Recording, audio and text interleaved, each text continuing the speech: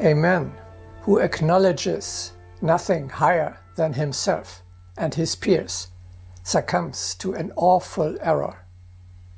He seeks the way out of loneliness and meaninglessness with the opposite sex, with someone like himself, who does not know any better either. He will be bitterly disappointed. It is not a goal of life to love another person. In marriage, too, you cannot find lasting happiness in the material, in the flesh. Bourgeois love is overburdened as a source of meaning.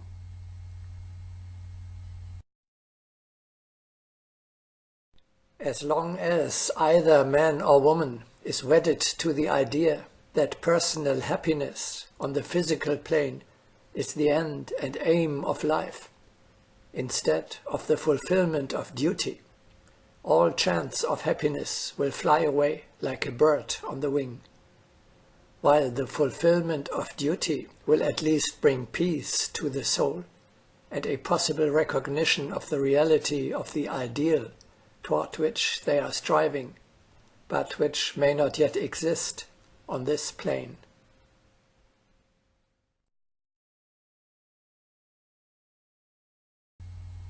Love brings a man and a woman together for a certain purpose. The path to a union which is fulfilled in the spiritual sense is shown by the feelings in the first time of our love. The couple is animated by a burning desire to place itself completely, selflessly, in the service of something higher. Both are ready to sacrifice themselves entirely for this higher love.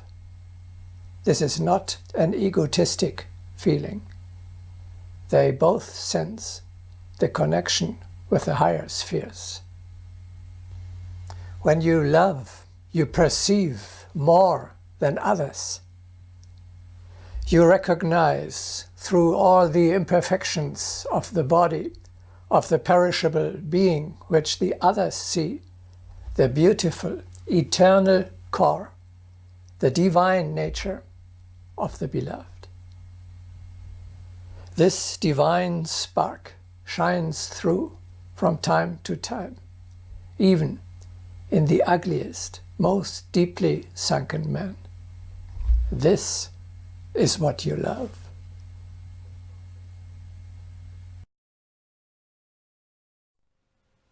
Love hath seen a ray of the divine in thee, behind the darkened windows of thy soul, though it be all unseen by other eyes than love's.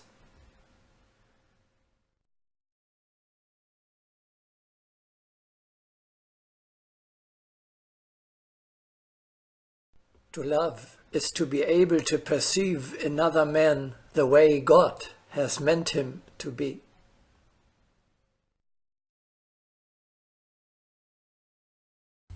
The error occurs when you believe that your exaltation directs you to serve the insignificant, transient, earthly, egotistic, personal wishes and preferences of your beloved. Then your love turns to the perishable nature and will cool down soon because it experiences its imperfection. On the other hand, love will not disappoint you when you continue to look through the material shell and never fail to recognize and to love the soul of your partner. The love we feel is in essence a love for all human beings. It is directed to the divine spirit which is inherent in all men, indeed in every creature. When we follow this feeling, we reach the true meaning of marriage.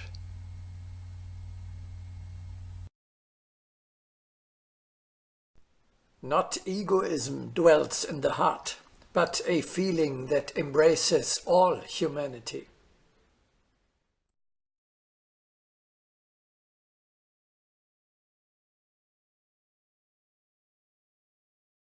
Service is not in furthering ordinary felicity, but in bringing benefit to humanity.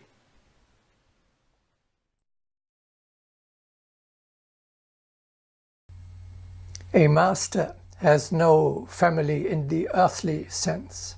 He loves all mankind.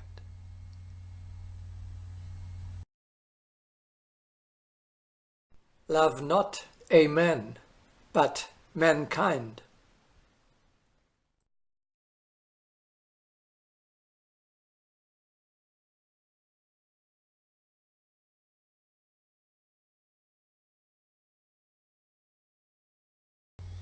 People are being brought together on their endless path again and again in order to grow by learning from each other, to settle old, not yet paid back debts, and to fulfill a task.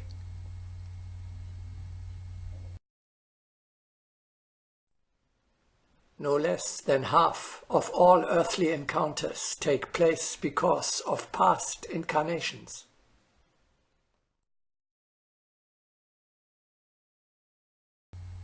The marriage of two spiritual warriors who stand in the service of hierarchy and are working for the good of humanity is not a private matter.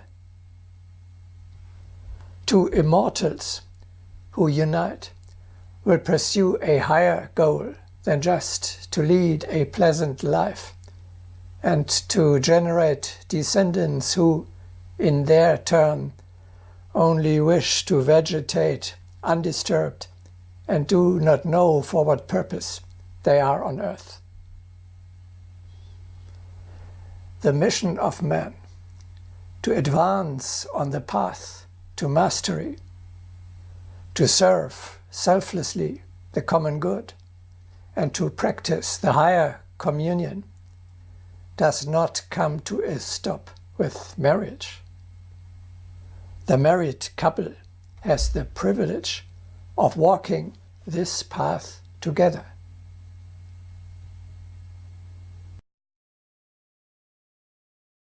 True marriage is not of the world, it is of the spirit.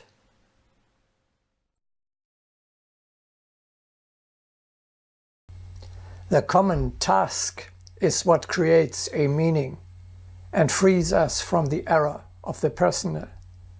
This applies to marriage as the smallest, as well as to larger communities.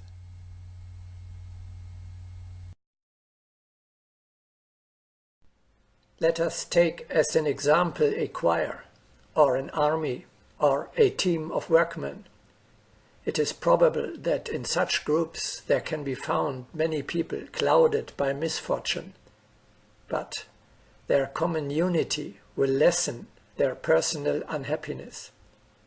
Thus, common striving helps turn people from their individual suffering. One should not think that common work brings about a dulling of personal feelings.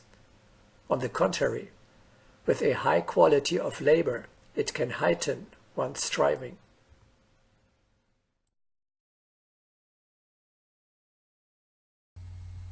The ultimate purpose of marriage is to walk, like Tamino and Pamina in Mozart's Magic Flute, the spiritual path together.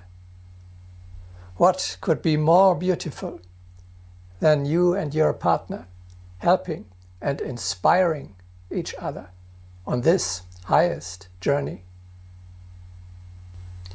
Worldly duties will result from the circumstances. A natural task is the education of the coming generation, of our own or others, of physical or spiritual children, to worthy warriors of the Spirit, to whom we can one day confidently hand over the torch.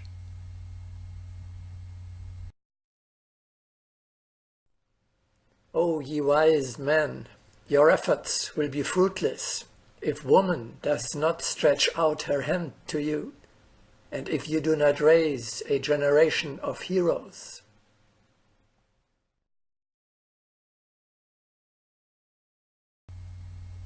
Our children are destined to manifest the divine spirit more fully than we, the preceding generation, are doing.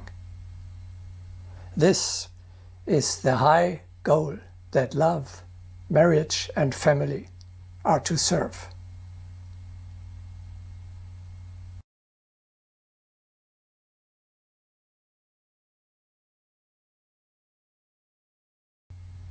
The ideal family will be a small spiritual communion. It may form the core of a larger community to which others can attach themselves. With your family as well, you can live under the spiritual rule of the inner monastery and raise your children through your example in the spirit of obedience, living in two worlds, and selflessness.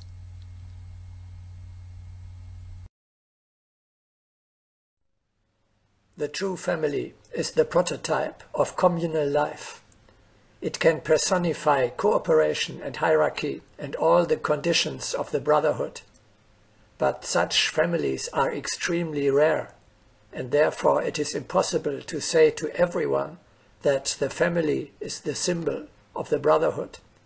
It is impossible to think about building the state without building the home.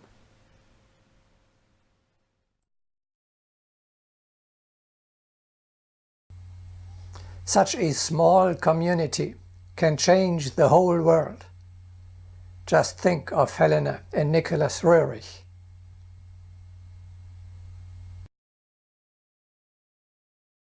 Two harmonized auras can create a new world.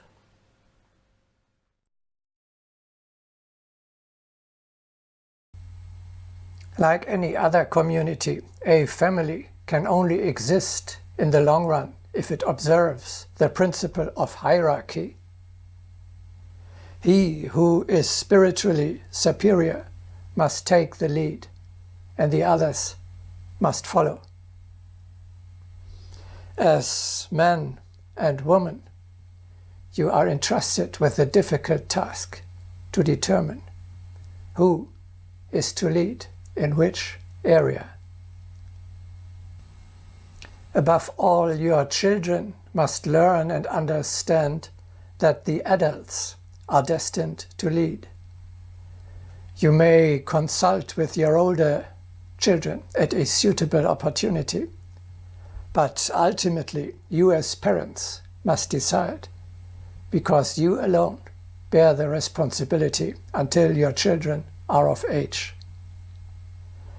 If the higher subordinates itself to the lower, if you, as an adult, allow yourself being pushed to and fro by your children, nothing but chaos will result.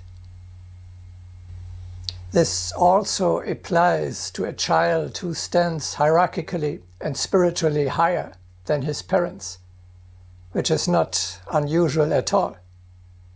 Even such a child must learn that there is a certain meaning in his being incarnated in this particular family.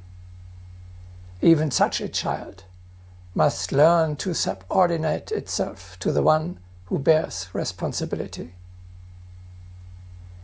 To finish this broadcasting, let us listen again to Helena Roerich.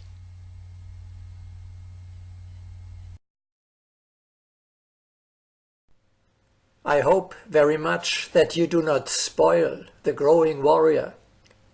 Teach him to be studious, attentive, and assiduous. Develop his sense of cooperation, sense of help and compassion toward animals and the needy. You must teach him to be obliging and respectful toward adults.